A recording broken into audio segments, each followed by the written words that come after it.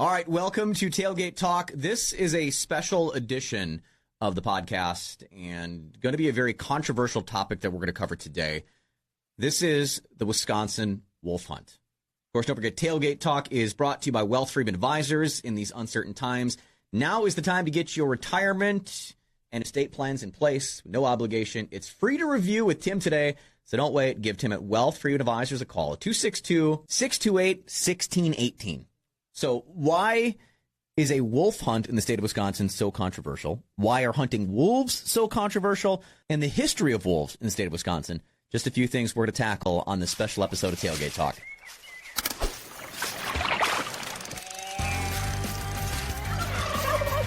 Let's just get into it. Talking a very controversial topic. It's kind of crazy that we have a wolf hunt in the state of Wisconsin. I should say, had a wolf hunt in the state of Wisconsin. I'm still mind blown at some of the numbers they came across with this. Now, real quickly before I get too far into it, hi, I am Sean Ritter, aka Ritter. I'm joined by Eric Tasker, aka Tasker ET, who you've heard on the show back a couple of weeks ago. Wag's out doing something today, so he's not joining for this kind of special edition on the Wisconsin wolf hunt. Are you a wolf hunter? Do you know anyone that hunts wolves or has tried to hunt wolves at all? So I am not. I did reach out to a couple of my buddies. You know, I hunt up in the Eau Claire area. So I've got a few friends that are in that area that live there from college. And I did reach out to my buddy yesterday, and he said that he knows a few people that got tags and a few people that did harvest. So I guess 2 for 2 on that. And, you know, I've never honestly even been around a wolf, so I don't know. We haven't had any tracks or anything. But, you know, a few years ago, my dad did see one while we were sitting in the stand. So that's as close as we've ever come to it. How about you? Have you? I've seen wolves. I've come in contact and seen wolves in the north. I mean, I've spent a lot of time in the northern part of the state, far northern Wisconsin. So, I mean, I've seen wolves. I know of wolves. I've heard wolves, all that sort of thing. But where it becomes such a thing, and I guess we should probably trace back to the whole controversy and why it's such a thing, because the gray wolf, or the eastern timber wolf, as the exact subspecies that we have here within Wisconsin and Minnesota, for a while it was almost extinct. I mean, the wolf numbers were down to incredibly, incredibly low numbers. I'm trying to remember what the exact number was at one point. And they're saying I think it was like 30 or so wolves in the state of Wisconsin and Michigan. So they had a reintroduction phase back in the 90s of trying to reintroduce wolves here. It worked. It was fairly successful, actually, and got the wolf numbers up to the quota. They were looking to get about 350 wolves in the Wisconsin range. That's what the Wisconsin Department of Natural Resources was looking for, is 350. So they got to that. They actually had surpassed it. The wolves had come in off of the endangered species list, so they became delisted. We started up an option of a wolf hunt back in early teens of the 2000s.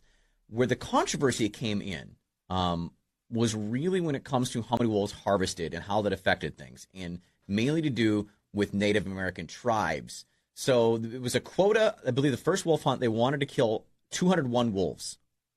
Well, with some agreements that were made with the Ojibwa Indian tribe, they'd have to give a certain number of tags to the tribe. So they did. Well, the tribe wasn't going to kill wolves. The biggest controversy that comes from the Ojibwa tribe is they consider wolves kin. So wolves are brothers to them. So killing a wolf is like killing your brother. Right. You just wouldn't do that. And that's, again, where they're saying we shouldn't be killing wolves because this is there's a lot of lines that come there when it comes to, the whole relation with Native American tribes that becomes a big issue. Wolves get back on the endangered species list, then now back this January. Then President Donald Trump signs the order that takes them off the endangered species list, and so they're now delisted again. Our Wisconsin DNR says, hey, we're going to have a wolf hunt in 2021. So it was going to start in November. So November to February would be the season for wolf hunting. Well, there's another outside organization that goes by, what's the name? Is it Hunters and Trappers? This is an organization based out of Kansas. They then come in and say, oh, no, there should be a wolf hunt now because that's when you were going to do it. They take it to the Wisconsin State Supreme Court. It gets approved. They win. So, boom, we have to put together this really quick wolf harvest with really low quotas and harvest numbers. Did you see the number of how many people applied for wolf tags? I don't know. I know they were doing 4,000 tags, though. There was 27 6,800 and change. I'm not sure if that number is surprising or not. They ended up giving out and issuing, I think it was 2,700 tags that they issued out. The quotas for some of the zones, so they split Wisconsin into 6 different distinct wolf zones. Right. They had a quota of like 31 to be harvested in zone 1, which is like a far northern cover. It kind of covers like that Superior up to like the Apostle Islands, that sort of like small chunk of the state. They harvested 37 there. That was one area that went over, and then zone 2, which is then over towards like Marinette County and stuff. That's familiar to where I've come in contact with wolves. That was a quota of 1840 ended up harvested. So I believe that was the first zone. Right. The total quota for wolves after we'd given, again, we did it again where we gave a certain number of tags to the Ojibwa tribe, was 119 wolves. 182 were total that were killed in this just quickly shortened wolf season that we had here in the state of Wisconsin. Updated numbers from this morning, 213 now. Okay, so all right, yeah. I see. I was looking at an old one. Now you have 24 hours from when you harvest to then having to report your harvest. So yeah, that must have just changed here in the last couple hours because when I was driving in this morning, they said 182. So they must have just refreshed those numbers now to 213. All right. Oh, sorry. I'm gonna go the wolf hunt. The Midwestern state that we most recently had it was 2014. So I was 2009 when they were coming off. I don't know the dates. There's so many numbers that are out there. We get so screwed up with it. But what's the controversy and why? That always becomes the question. There's a lot of people that complain about livestock and animals being killed by wolves. So we should hunt them. We should kill them. I see that argument. My argument would be, and again, I'm not anti-wolf hunting, but it's not something that I choose. I'm not going to choose to kill a wolf. I see a wolf and I kind of see a dog, and it's just one of those things, personal beliefs of me. I'm never going to harvest something that I don't intend to consume. I feel the same way. For me, something that's going to give its life is for me to consume, and I'm going to do everything that I can. And I think I've mentioned it here on the podcast before, that I want to utilize every single part of that animal because it gave its life for me. Maybe I'm a hippy-dippy spiritual person with that, but that's just my connection with it. So I'm never going to choose to hunt wolves. So I can't speak from the pro-wolf hunting side of why you would. I can see why people would. Again, understand livestock, whatever. Then there becomes that sticky part of the Native American side of things. In fact, there was an article that someone had wrote in the State Journal. It says, these wolves have recently, and with much controversy, come off the endangered list. The suit filed by Hunter Nation Incorporated, that's the one I was talking about, the outside organization, which is a Kansas-based organization, was heard and acted on by one of the judges here in Wisconsin. This man who's writing this article says, I could not disagree more with this ruling. Wolves have been nearly wiped out of existence by hunters and ranchers.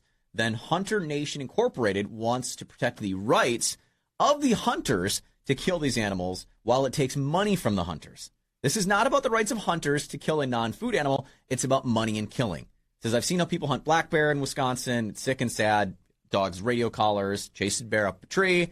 People shoot it. Boom. It's not morally justified is what this writer says. He says, and what about the Native American rights about protecting the animal that's sacred to them? Is this being ignored? In parentheses again, white men again taking from Native people. Again, this is all based on greed and the need to kill. That was the article, words of someone who wrote here, Wisconsin State Journal. As I read that, I was like, boy, that is the part that I think a lot of people are missing with the controversy of things. And I agree, this other outside organization that came in, because that was my biggest thing when I was like, wait, okay, so wolves are delisted. DNR said we're going to have a wolf hunt in 2021, starts in the fall. And then something to note where it's like, oh, no, we're having one in February. And I'm like, wait, where did this come from? Like, is it a play for money? See, I find that hard to understand that side of it because they're getting the revenue from people applying for the tags, right? Okay, so there's, a way that they're able to, incur some resources that way. But I think that a lot of the people that I personally know that are going hunting for them are concerned about managing their wildlife that they have on their land. So they're seeing it from, up north where I hunt. There's just so many people that are farmers, and there's a lot of Amish up there that have, their lands that they have, that their biggest concern is protecting their land that they're on. Deer hunting is such a a great way for them to be able to feed their families, and they're concerned that they're not going to be able to do that because the numbers are lowering. So I guess I don't understand the financial side of it as much because I haven't looked into it. So it's interesting to see that there is talks about how that is just a financial play for the Wisconsin state revenue for DNR, or for the hunters and the outdoorsmen that are out going for that. I'm going to circle back to that part. So we're going to put a pin in that and circle back. I'm going to go back to something you said earlier when you had mentioned about their wildlife on their land. This is again, I'm just outside. Think about it. Is that your wildlife? Do you actually own the deer? Right. You don't. Do you actually own the fish? Do you own the bird? We don't actually. Right. So and that's when that argument is brought, that people say, oh, well, they're coming in here and killing my deer. Right. Well, they're not actually your deer. Like, I understand, like, cows and goats. Like, when you actually own an animal, it's a part of your farm operation or something like that. But anytime natural wildlife and natural resources are brought up as, like, I immediately like, but is it? Throw that question mark out to people. They're more visitors on your property. Right. They just have because they're passerbys. Stumble and they come through. You happen to be lucky to own a plot of land that they walk across. Right. Okay, so now we'll circle back to the money part of things. I understand what this guy was saying, and I can see that when they're looking at – now, if this were like local Wisconsin hunters or farmers or whatever saying, hey, no, we'd like to do this now. This is an outside organization that hunters pay for. You know what I mean? Like, hunters give money to this organization, so the organization goes and fights the fight for you type thing. You know what I mean? Sure. So this organization is going to wants to do this or wants to have this, so then hunters will then continue to support them. So I think that's where I see, like, it's the money draw. I mean, the words greed and need to, like, he does. It's a little excessive. Yeah, it does go a little far. Yeah. I mean, we've all went a little excessive with things at times. I do see that.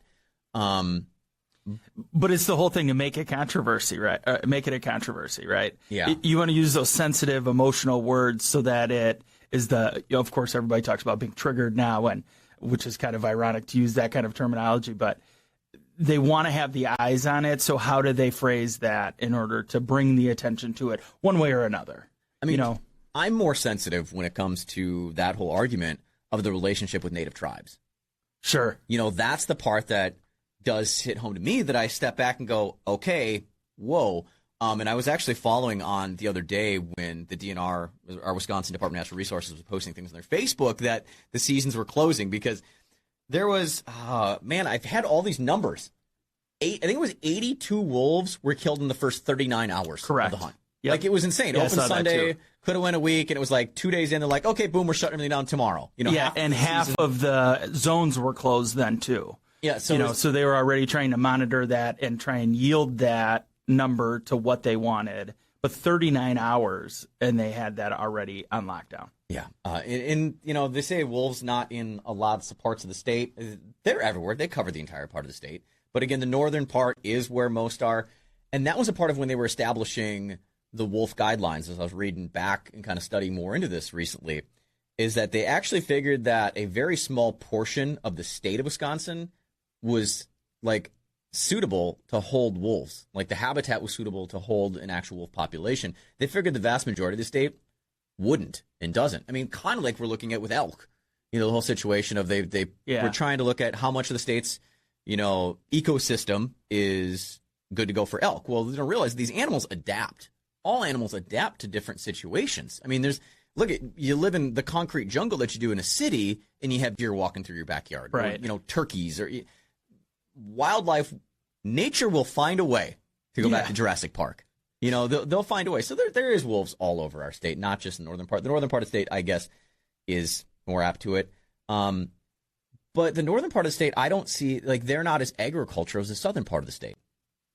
Yeah, so it seems as if there's more food sources there, but thinking about the elk, similar to the wolves, how far are they actually traveling?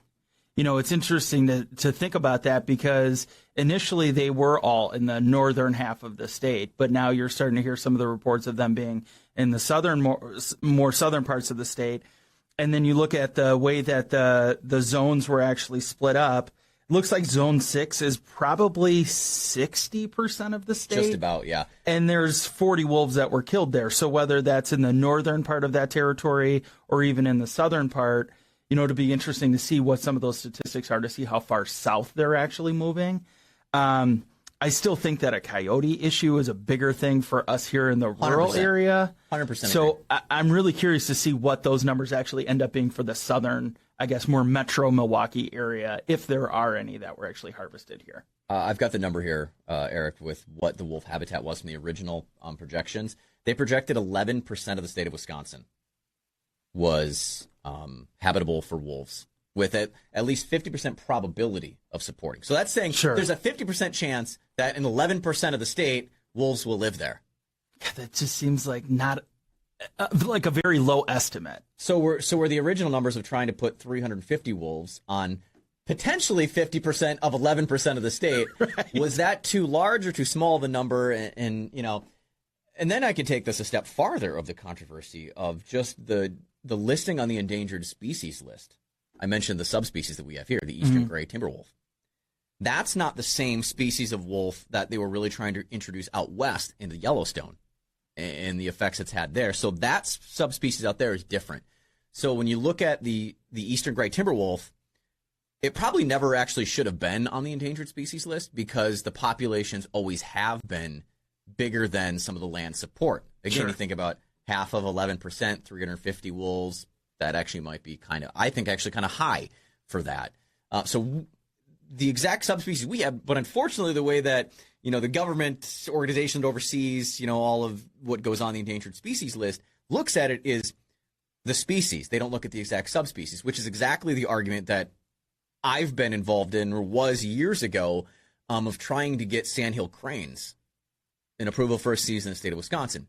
I can go over to Minnesota and I can shoot 3 sandhills a day. Go to Minnesota and I can kill sandhills. I mean, you can go everywhere and shoot sandhills.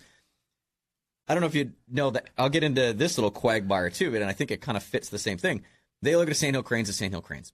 They're trying to say, apparently, the National Crane Association is headquartered here in Wisconsin. Fun fact. But there's no season for it here. This is why there's not a season, because they're headquartered here. Their argument to the state of Wisconsin is that it's a different subspecies of crane that lives here in Wisconsin that is in lower numbers and should be endangered, so we should not hunt them. Because the same cranes that are in the state of Wisconsin don't travel to Minnesota or Illinois. I mean, they don't have wings. The ones here, the subspecies doesn't have wings. Exactly. So tell me there's not like a lobby situation with that going on. Yeah. I have to say that I feel like in the last year, I've seen more cranes driving around the area here than I ever have. So I feel like that could be something that could be coming. Have you ever hunted cranes? I have not, but I've wanted to, and I've had so many opportunities where I could have. I mean, anyone that has done any goose hunting in farm fields, I mean, the pterodactyls. Yeah. And you hear that. Right. And that big ribeye in the sky flies by, and you haven't seen birds all day, and you're like, man, that thing looks tasty. I know they're tasty. Yeah. I would love to hunt sandhills. Everyone that I know that has hunted them has said it was enjoyable and that they're absolutely some of the most delicious birds that you can eat. Sure. I'd be curious. Ribeye of the sky. All right, so I have a question for you. So talking about controversial for this, so the quota versus the harvest limit. Mm-hmm. Okay, so I've been reading some of the articles, from some of the local news outlets that continue to say what the quota is, as opposed to talking about what the actual number that they had projected for the harvest limit, which was 200. So you see a lot of that then when the number of 120 keeps getting thrown around because there's the 80 that are allocated to the Indian tribes. Mm-hmm. So when the people who are anti the wolf hunt start to see those numbers that are significantly higher because the quota that they're putting out there is the 119 or 118, 120.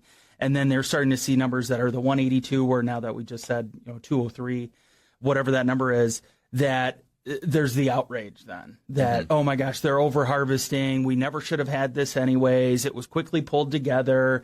So that's something that I think rubs me the wrong way because it's deceitful in the sense that the number is what the number is, but the quota number is more of a projection of where they're thinking they would be. And that, I think, also just brings a lot of that rage around this topic. So you get a lot of people that are really, really angry on a lot of these feeds when they talk about it. I think there's a lot more anti-hunters than hunters. Or more so, the anti-hunters are more loud. And here's the biggest problem that we face as hunters. And as you say it right there, hunters don't face a hunting problem. We have a damn PR problem. Right. And you know what? We are the worst at our own damn PR cases. Yeah. And something like this, I feel, is that because exactly what you said, Eric. We threw it together so quickly. You end up going over the quota, which, again, it happens. They set the quota low, I guarantee, because knowing there's a chance you can go over. The last estimate in 2020, they say about 1,195 wolves, which leads out to about 256 packs of wolves. Okay. That were here in the state. That was late winter 2020. So like back, sure, like a very recent number. Yeah, a fairly recent number. I think they set the number purposely good there. But when you see the numbers and you see that leads to the outrage, and it makes hunters look like just menacing machines of murder. You know, we're just out there to overkill and shoot, those are the problems that we face anytime that we try and open new seasons or set limits on things or gain access to, different opportunities in the outdoors, is that people come out against it so loudly, and they've got a damn good case. Right. Because we're terrible at PR to ourselves. Right. We've got such a PR problem as hunters. Well, and like you said earlier, it's one thing to hunt, to harvest, and to consume, but then when you have this thing where you're just out trying to kill, and it just looks like, all of the hunters just go out because they just want to, they're bullet heavy or they're bullet hungry, and they just want to go shoot things, and they just want to kill. They're bloodthirsty. It's that thing of just, let's try and talk about all of the very sensitive words that, are going to, bring all of my allies together to talk about it. So, and that's where it all comes from, because why are they doing it? There's not really a true understanding. It was scrambled together. So it's like, is it really the right plan? I don't know. But with the season being November to February, it had to happen this week, or it wasn't going to happen at the beginning part of the year. Now, I like what you mentioned, what you're just saying there, Eric. That's where, to me, it's kind of my personal, I don't want to say mission, but also,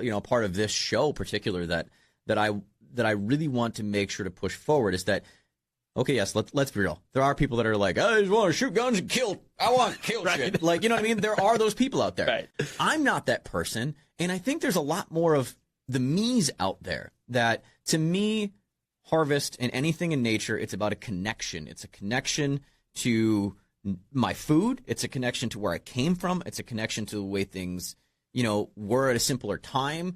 And I think there's a lot more people that are that. Again, the PR problem, the people that stand out the most are I just want to kill shit. You know what I mean? Right. Those are the people that just are louder than the people like me. And I think you also sharing, more of a connection. That's where I want the voices of those of us that are that to be louder and to make sure to, I don't want to say silence the voice, because you never want to silence anyone, but to make sure to share that, no, okay, there are people that actually care about it. There are people that do this as a harvest control, That's another argument to the whole hunter PR problem is, yes, deer need to be killed.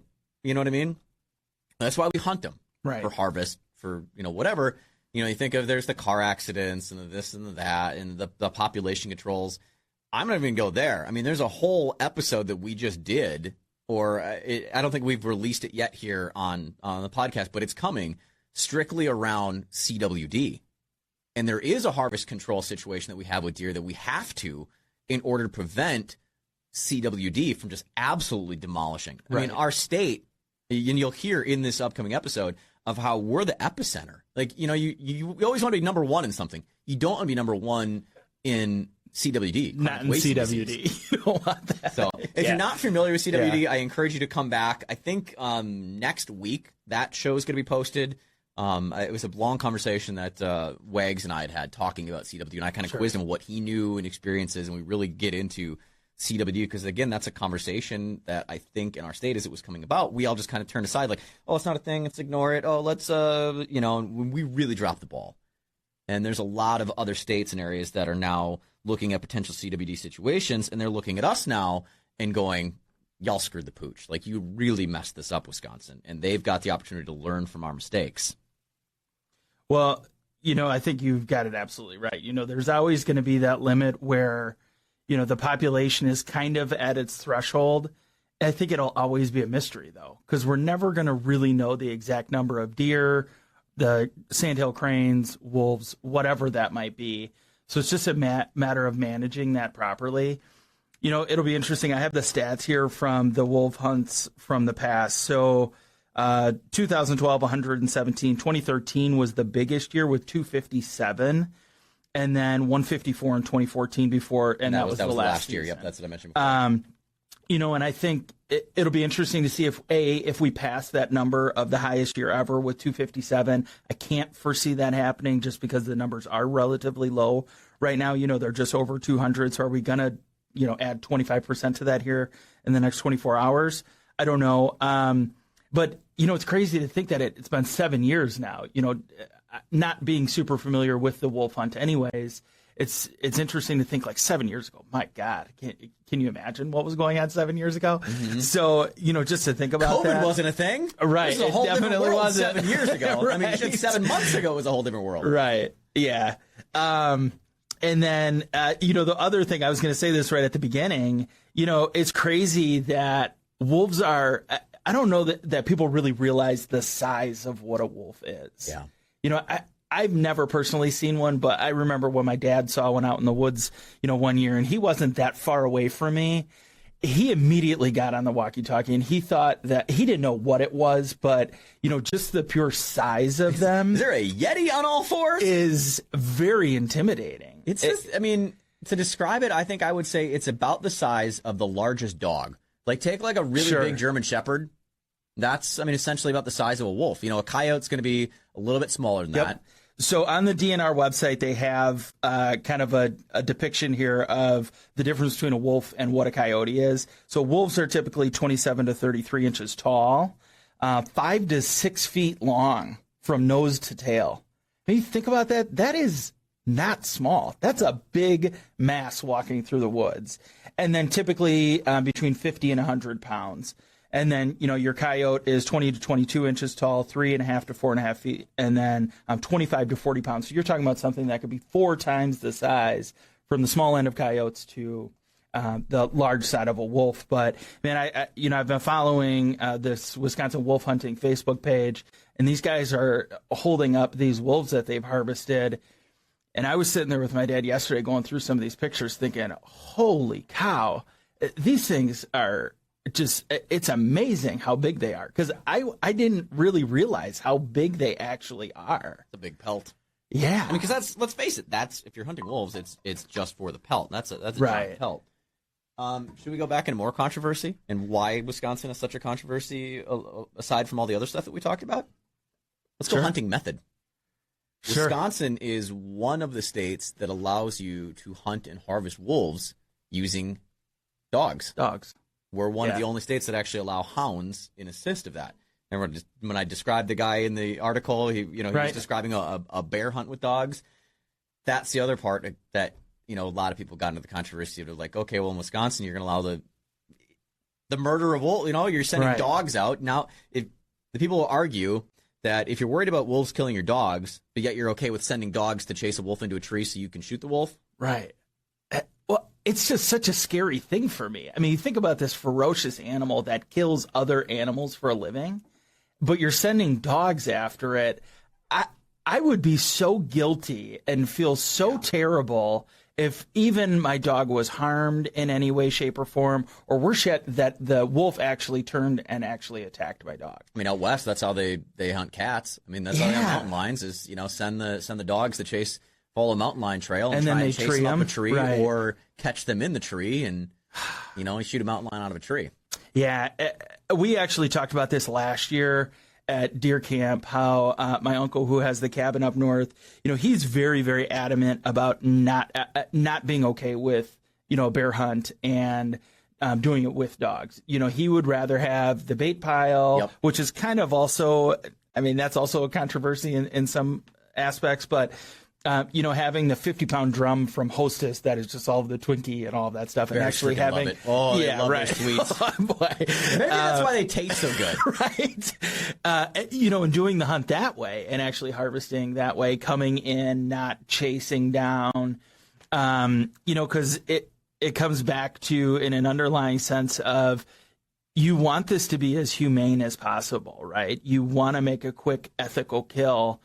Are you doing that when you're chasing it and you're raising all of that stress and all of those cortisol levels and everything in an animal that is putting them through something like that? Is that humane then? I would say it's not. I mean, I don't know because I've never done it. So is it a quick thing? I just don't know. Yeah, I'm with you, Eric. I agree. I'm not a fan of using dogs for treeing and chasing things. I mean, I guess raccoons to some extent I'm okay with that, which then you go, why are you okay with the raccoons, but you don't think with bears? I keep thinking back to like my brother in a story he was talking about, some guy that he'd worked with who uses dogs for bears and for other things. And I don't know if it's just that some of us look at our dogs differently than others, but I mean, this, as my brother described what the guy had said, basically his dogs are just property to him.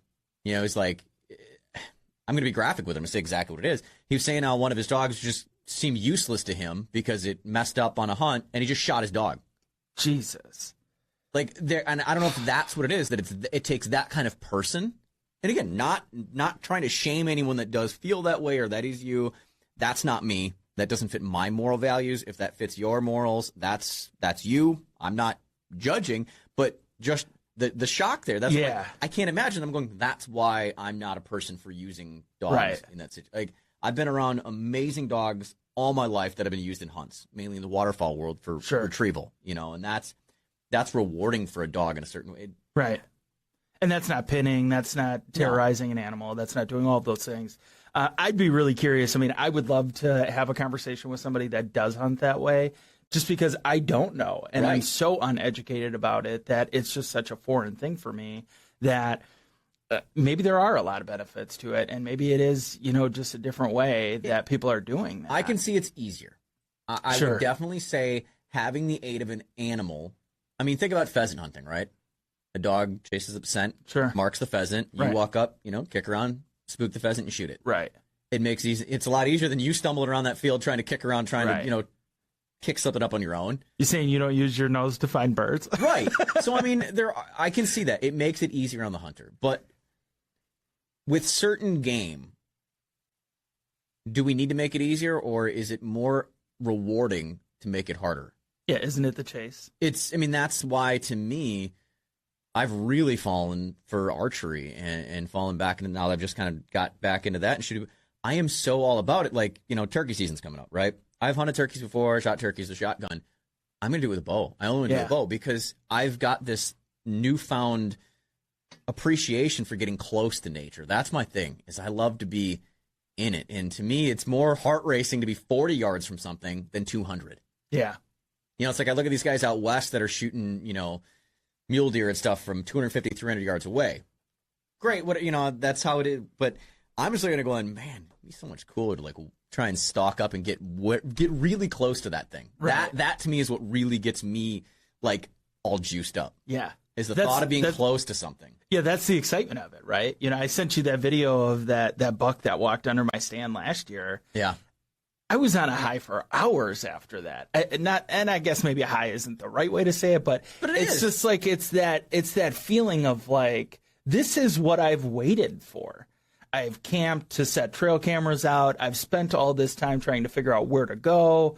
And then you finally get that opportunity, and that is the difference between your gun hunter who is able to sit over a big field and can, wait and take that shot at 200 yards versus somebody with, bow and arrow that is waiting for that 25-yard shot or 30-yard shot or 10-yard shot, as I did in 2019. So even taking outside of the hunting context, and I know this show was supposed to be about the wolf hunt, we've kind of went down a couple of different rabbit holes with it. Just think about hiking, just walking through the woods, just being outside. It's really freaking cool when you can get close to an animal. It is. You walk through the woods and you see a deer and you can you just sit there and you stare at it. and just enjoy being with it. That's pretty cool. That's where the close and the archer, that's where I'm like, I'm good. It's not about the harvest for me. Right. It's, like I said before, it's about the connection back to those things. And so, yeah, this is something I think as we look forward next year and the actual planned wolf hunt, the not pieced together quickly version comes about, I'll be curious how people will feel. And if we didn't have this quickly thrown together wolf hunt that went down the way that it went down and ended so quickly and over harvest and all that, if people would have had different feelings going into next year, or, like, I'm so curious. That's what I'm wondering is this going to be as big or a bigger controversy as it gets closer next fall? Like, is this going to be a thing where people are arguing all summer of like, you shouldn't be hunting wolves because look what you did in the winter, and, or I don't know. That's where I'm most intrigued, is where it's going to go, because as controversial as this has been, and it was back in 2009 when it started, to the first hunt in 2012, it's always going to be a controversy. Yeah. Well, and the other thing is what's your prediction on when it's going to actually happen? If the season is technically or outlined as November to February, we've got gun season, we've got bow season, which hunters would not be happy about that then. And then you get late season with muzzleloader, and then you have the antlerless week that we have here in Wisconsin. So how are they going to time that? Is it going to be after the archery season actually ends in January? Are they going to bring it forward? Are they going to keep it in February?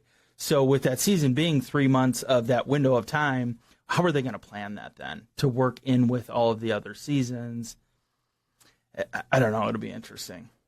I think January is a good month that you kind of get out of things, because even with whitetails, let's face it, the vast majority of hunters are deer hunters. The vast majority of hunting is all surrounded in seasons that are set kind of around deer hunting. Everybody's, into hunting whitetails. There really isn't any in January. I mean, you've got like the Metro sub stuff, if the Milwaukee Metro units, right. You can usually, if you own land there, you can still harvest up to, I think, January 31st. But that's about it. You don't have the far northern part of the state where majority of the wolf population is from.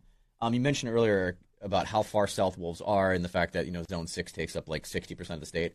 I do follow a couple people on Instagram. One of them, Doug Duran, occasional with the Meat Eater, does the MeatEater.com, Eater podcast. He's a Wisconsin farmer in Richland Center, or Richland, county. There was Richland Center County. He posted last night actually on his Instagram about a story of, sitting outside and watching two guys go past his house with dogs in kennels in the back of the truck and a wolf draped over the top of the kennels. Yeah. Down there. So that's Richland Center. That's, right directly. If you drew a line between Madison and like Prairie du Chien. Yep. Like it's right dead in the center between those two. So there, that's pretty far south. That's in farm country in Wisconsin. Yeah. Yeah. So I have it here. So January 3rd is the final day for archery and crossbow. And then the extended season is in the DMUs, the subunits, goes to January 31st. Yeah, so I could see January holding off a wolf hunt until at least January is where it definitely would be. So, yeah, when they say, we'll look at it for November, there's just no way you're going to, I don't feel it's going to be a thing. So. Yeah. Yeah, because you get into the rut then, and do you really want people out there with guns? And I think that would just upset our own then, right? Yeah, what's the quota going to be? Is it going to be a higher quota? Is it going to be different timelines? Are they going to break it up and do, smaller 4-day seasons? Because you get 27,000 people putting in for tags to kill wolves. You could essentially split this up into, like they do turkey. Yeah. You get your 5-day window, do multiple different windows, but then again, you got to worry about quotas in those times. So, like, how it's a mess. It's going to be a controversy. And I guess that's the whole point of this show, is just wanted to address the reasons of why it's a controversy and draw attention to it, because I think there's a lot of people that were unfamiliar with it. Like, I know my normal show, my co-host Scott Dolphin, he's like saying something about the wolf hunt, whatever, and talking about it in kind of like our newsy part of our show. And he's like, well, I don't understand it, whatever. And I'm like, the reason it's like a top story thing isn't because like Wisconsin, we're this huge outdoor tradition, kill stuff state. It's more so all the controversy around it. Right. This was a very controversial thing. It was before, it really is now, and is going to continue to be a controversy, but I think it's a controversy because of all of the elements and more so people not understanding. Just hearing, oh, it's a controversy, and be like, oh, well, something's wrong with that wolf hunt, without having the understanding. And that's why I'm glad we were able to get together and kind of talk out some of the issues of what people have about it, the pros, the cons, and buckle up. Yeah. I feel like that should be the title of the episode. Buckle up. Right. It's yeah. got to be a bumpy ride when it comes to wolves in the state of Wisconsin. That's for sure. Yeah, I'm glad that we get to talk about it, though, because it is such a hot topic right now. You know, obviously with the week, just passing through that was supposed to be the week-long season, but I wish I had a bigger opinion on it. I mean, I think that if there's a need for it, I think I'm all for it, but I just am not invested one way or another on it. So it's just kind of interesting to take like that outsider viewpoint. I mean, I'm very much biased just in the sense that I am an outdoorsman, Right. and I am a hunter, but just kind of taking a look at that, like I said, like with the quotas and stuff and how some of that stuff is very much misleading. I just hope that, they figure it out. They've got an actual plan for it next year, and then we can hopefully reduce the amount of controversy around that. I think maybe just some more studying of population densities, of actual impact. I could see no problem with, if they give harvest permits and harvest tags to farmers. You've got crop damage tags, basically, right, so to speak, of looking at it in that form. Livestock farmers, of a certain X number of pelt tags go to them, and that is a certain part of the quote. That's worked into the quota. So if that kind of takes care of that general concern of animal loss that it would cause, and being able to control the populations, right, to mitigate some of the loss there. And then how does that affect people who just want to hunt them? But then I think with those people, you also still have to split to the Native Americans. And my personal belief almost would be you have to take, again, I'm going to say farmers agree, crop, that sort of damage tag to them. Then you take the rest of the quota and you almost split it 50-50. And you go 50% can go to hunt, 50% has to go to the tribes because it's a part of their culture, a part of their thing. And it isn't right for us to take that from them, basically come in again and say, no, this is what we're going to do. We don't care how you feel about them. This is what we're doing. You got to work together in it. Yeah. And that's my opinion. Again, I'm completely uninformed. Don't know. I'm just going to say it right there because people, I'm sure, are ruffled by any opinions I ever have. But you know what? Opinions, like anything else, we all have one. We can all be entitled to it. And that's what's great about this nation. Right. Is we can share our opinions and go, okay, I hear your opinion. This is my opinion also. We don't have to agree. Yeah. We can each have our opinion. Right. So, but yeah, let's just say it again as we close the episode. Buckle up. It's going to be a long ride for wolves in Wisconsin.